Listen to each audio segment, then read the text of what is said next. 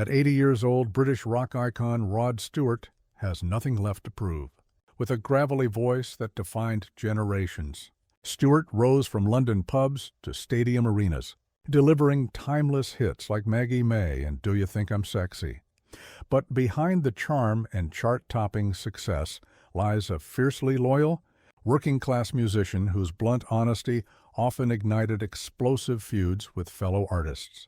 Rod has always valued authenticity over gimmicks, passion over polish, and brotherhood over business deals.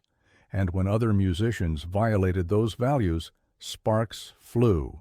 Today, we're diving deep into the 6 musicians who, according to insiders, triggered Rod Stewart's legendary temper. These aren't petty disagreements. Each rivalry reveals something profound about Rod's philosophy of rock and roll. Let's count them down. David Bowie kicking off the list is David Bowie, the shape-shifting chameleon of glam rock. During the early 1970s, both Bowie and Stewart were rising stars in London's flamboyant music scene. Bowie's constant reinventions, Ziggy Stardust one year, the Thin White Duke the next, fascinated fans but infuriated Rod.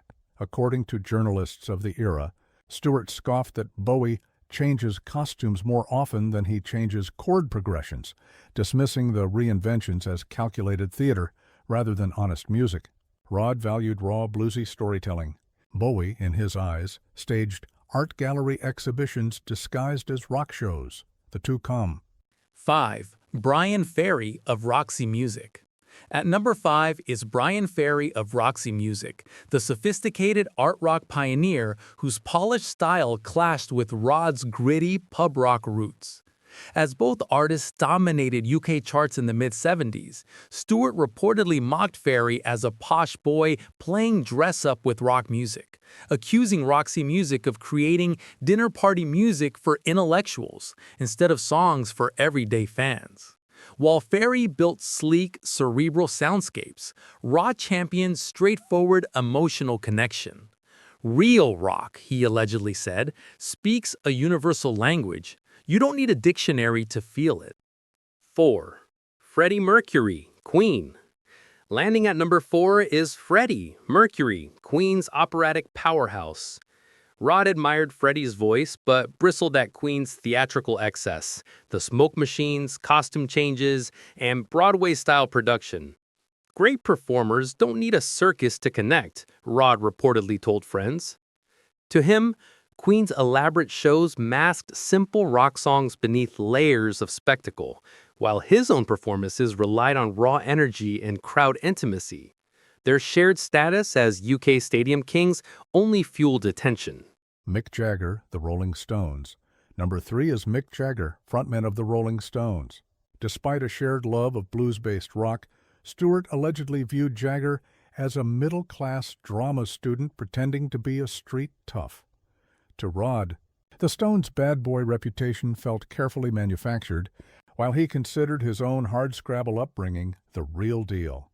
Witnesses recall Rod taunting Jagger at London clubs, boasting that his swagger came from life experience, not method acting lessons. Their rivalry epitomized the clash between authentic grit and calculated rebellion. Robert Plant, Led Zeppelin. Coming in at number 2 is Robert Plant, the golden-haired wailer of Led Zeppelin. Both singers were hailed as the voices of a generation, but Rod dismissed Plant's mystical lyrics and high-flying theatrics as Viking cosplay, while Stewart delivered soulful, blues-rooted storytelling. He believed Zeppelin's epic fantasies confused volume with meaning. Industry insiders say Rod skipped award show tables to avoid Plant, once quipping, "I don't need mythology books to write love songs." Ronnie Wood, The Faces, Rolling Stones. Finally, the most personal betrayal of all, Ronnie Wood, Rod's former bandmate in The Faces. In the mid-70s, Wood secretly began playing with the Rolling Stones while still officially a member of The Faces. When he left permanently to join the Stones, Rod felt deeply betrayed. This wasn't just about music, it was about brotherhood. Rod reportedly called Ronnie's move the ultimate backstab, believing his closest musical ally had sacrificed friendship for fame. The departure effectively ended The Faces and forced Rod to pivot to a solo career, leaving a wound that never fully healed.